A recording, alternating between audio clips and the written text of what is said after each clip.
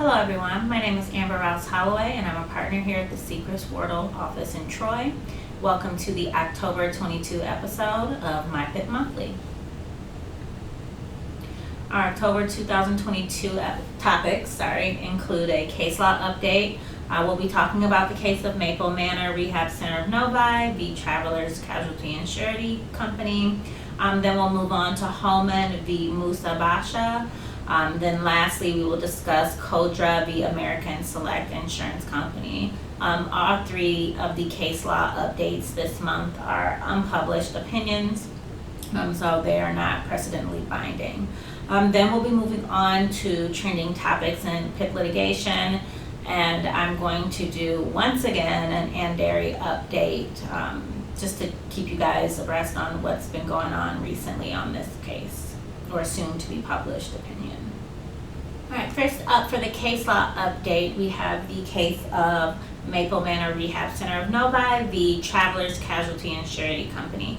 This again is an unpublished opinion that was issued July 21st, 2022.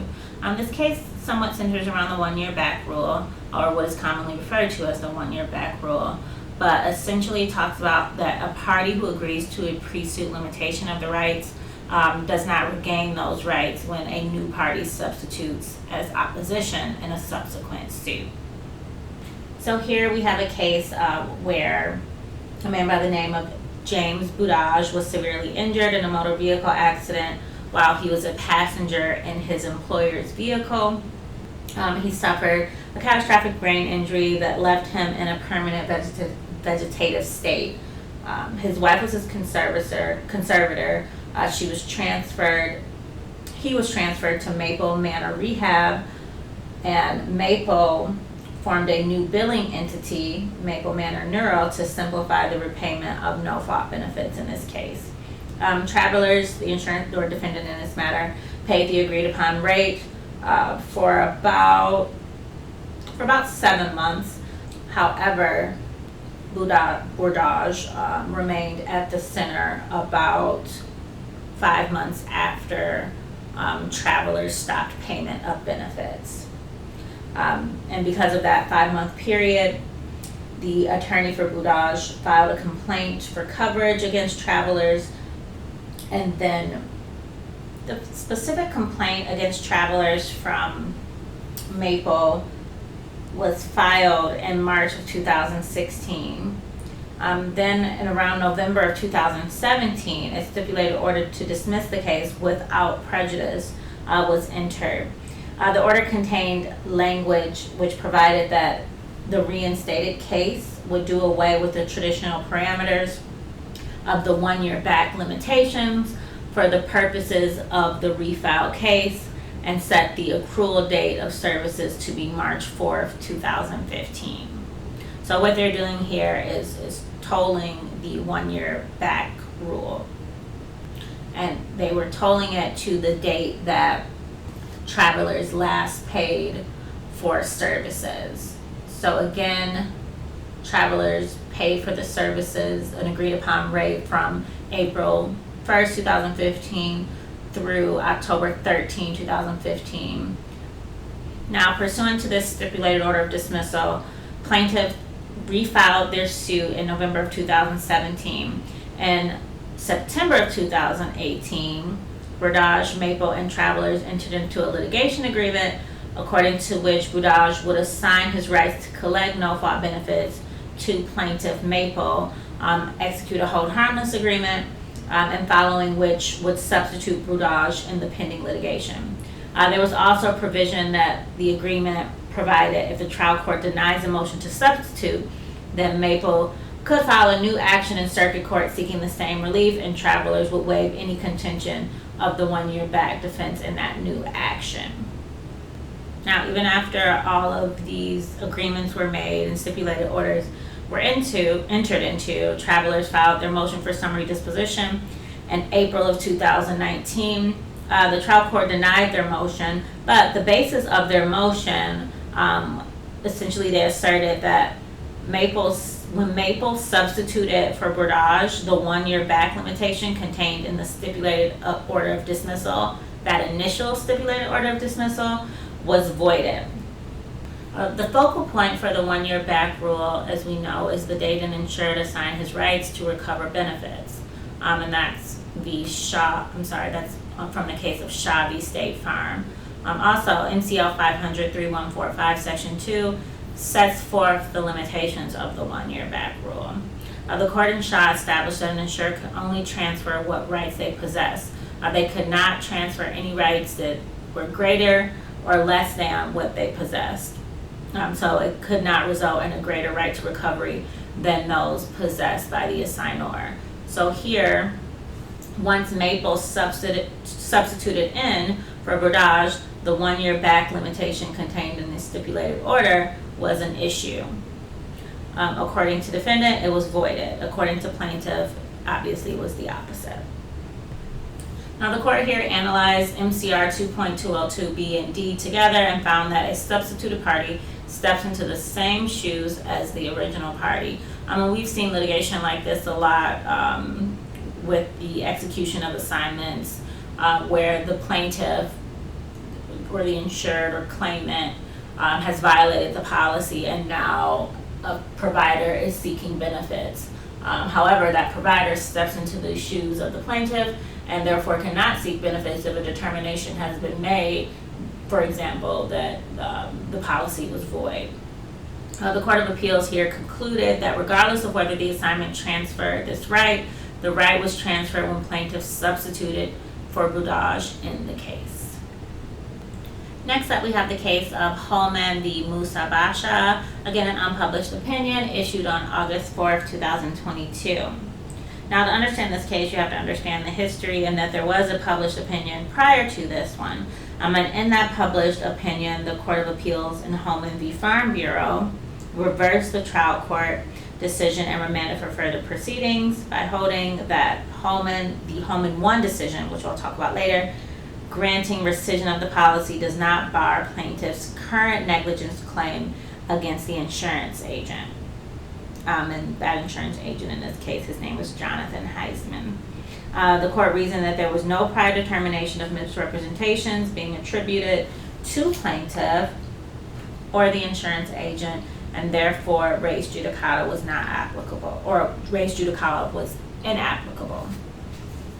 So essentially, in that prior case, the Court of Appeals held that Farm Bureau was entitled to rescind the policy pursuant to misrepresentations made in the application of insurance, regardless of whether plaintiff or his insurance agent provided false information, since plaintiff affirmed those misrepresentations by signing the application. So this case is pretty interesting to me, so I wanted to give a brief background. Here we have the plaintiff as Lawrence Holman. Plaintiff previously initiated an action against his automobile insurer, Farm Bureau, and that Holman 1 is what we call Holman 1 decision, and that's also an unpublished opinion. The Court of Appeals in that opinion held that Farm Bureau was entitled to rescind that policy based on those material misrepresentations, and it did not matter if it was the plaintiff or the insurance agent that made those misrepresentations, because the plaintiff himself took it upon himself to sign the application for insurance. So by doing that, he affirmed those misrepresentations made by the agent. So the material misrepresentations in question in this case are: 1, plaintiff did not operate an uninsured motor vehicle he owned in the 6-month period preceding the insurance application, and 2, plaintiff held the current automobile insurance at the time of his application for the insurance at issue in the instant matter. So initially he was uninsured before obtaining insurance or the subject insurance through Farm Bureau. Now in that case, the Court of Appeals eventually reversed the trial court's decision and remanded for further proceedings by holding that Holman 1 decision regarding rescission of the policy does not bar plaintiff's current negligence claim against the insurance agent, Jonathan Heisman. The court reasoned that there was no prior determinations of misrepresentations being attributed to plaintiff or the insurance agent, and therefore the res judicata or doctrine of res judicata was inapplicable. Although the Court of Appeals in the Holman 1 case held that plaintiff did not, in fact, have coverage at the time of the crash, and Farm Bureau only provided a temporary certificate of insurance. The Court of Appeals added that Farm Bureau was entitled to rescind the policy in question based on material misrepresentations in the application of insurance. So after the decision in Holman 1, plaintiff brought the instant action, which we're talking about today, for negligence against the insurance agent, Jonathan Heisman, and the Jonathan Heisman Agency. Plaintiff was seeking and trying to find vicarious liability on the part of Farm Bureau. Now, in the trial court, Heisman filed a motion for summary disposition, contending that res judicata and collateral estoppel bar plaintiff's claims because the Holman 1 court placed the burden on plaintiff to ensure accuracy of the application. If you recall, they said that plaintiff affirmed those misrepresentations, and Farm Bureau was allowed to rescind because of plaintiff's affirmation of the misrepresentations. Plaintiff conversely argued that the negligence claim was not barred by the court in Holman because there was no decision as to whether Heisman contributed to the misrepresentations and the context or extent of the contributory negligence. The trial court did grant summary disposition in favor of Heisman on the basis that Holman was dispositive on the issue of whether Heisman's negligence was the proximate cause of plaintiff's misrepresentations. However, the Court of Appeals reversed the trial court's decision, which is at issue here, and agreed with plaintiff's argument that the court in Holman 1 never issued a decision outlining whether plaintiff or Heisman made those misrepresentations. It's been determined that Farm Bureau can rescind the policy, but now they're trying to determine who made those representations, and can plaintiff now come after Heisman for those misrepresentations or damages caused by those misrepresentations. And lastly, we have the case of Codra, the American Select Insurance Company. Our last unpublished opinion for the day, and this one was issued on June 23rd, 2022. Now, ultimately, in this case, the Michigan Court of Appeals reversed and remanded the trial court's ruling denying American Select's motion for summary disposition. And the issue on appeal here was whether plaintiff's failure to disclose information on an application of no-fault insurance was material. So whether that misrep was material. And the Court of Appeals agreed with defendant that the trial court erred in finding that plaintiff's lack of disclosures were immaterial. The crux of this case is the Farm Bureau v. T&T insurance case.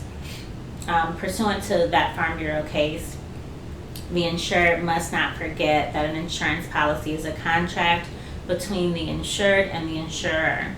The insured is bound by those terms of the contract, and the insured must first disclose all relevant information in the procurement of that contract or policy. It's in the insurer's responsibility to provide the insurer with updates pertaining to the policy, such as you move and you have a new address or you have a new car. The insurer will always require a signature indicating that the information being offered to the company is correct and true. So the courts here will first look to the clear, unambiguous language in the terms of the policy, which almost always include an anti-fraud provision to deter an insurer from disclosing false information. And more specific to this case, the Court of Appeals concluded that plaintiff made a misrepresentation in her application to procure the policy from defendant, and that her testimony further established that she knew the misrepresentation was false when she made it. The court found that reasonable minds could not disagree that plaintiff made those representations herself. The court further found that regardless of whether the loss was causally connected to the misrepresentation, the insured relied upon the misrepresentation in issuing the policy. Ultimately, the Court of Appeals reviewed the record, which established that plaintiff made false material misrepresentations according to her deposition testimony, and that she knew those misrepresentations were false when she made them at the time of the procurement of the policy, and that defendant suffered damages as a result of her false material misrepresentations. And for that reason, the Court of Appeals reversed the trial court's decision and remanded the case. And moving on to trending topics in PIP litigation. As we all know, the Court of Appeals held that in 2019, amendments to the No Fault Act do not apply retroactively to claims arising from motor vehicle accidents which occurred prior to June 11, 2019, or no fault reform. And that's the decision in the Andary opinion that came out over a month ago. And per the Court of Appeals holding in Andary, if an individual sustained injury in a motor vehicle accident prior to no fault reform, MCL 500-3157 Section 7 and Section 10 may not be applied to limit such an individual's no fault benefits. Now, just some quick updates. The Supreme Court has recently granted leave, and the Court of Appeals decision remains binding for now, even though leave is granted. But the leave application was accompanied or filed just 2 weeks after the decision came down. It was accompanied by 2 motions that are common in the Court of Appeals but not often set in the Supreme Court. One, a motion to stay, and then a motion for immediate consideration. I kind of go into details into slides about the 2 motions. The motion to stay highlights MCR 7.215C2, which states that a published opinion of the Court of Appeals has precedential effect under the rule of stare decisis, and that the filing of an application for leave to appeal to the Supreme Court or a Supreme Court order granting leave to appeal does not diminish the precedential effect of a published opinion of the Court of Appeals. They're now asking the Supreme Court to consider both the precedential effect in question and the application itself on an expedited basis. The Supreme Court here considered both motions and granted the insurer's motion for immediate consideration and granted leave to appeal. Now the court has committed itself to addressing Andary on the merits in the March 2023 session calendar. So until then, the decision remains binding, but we'll have to see what happens in March 2023. And that is all I have for you guys for the October 22 episode of my PIP Monthly. Again, my name is Amber Ross Holloway. I look forward to talking with you, or if you have any questions or concerns. Thank you.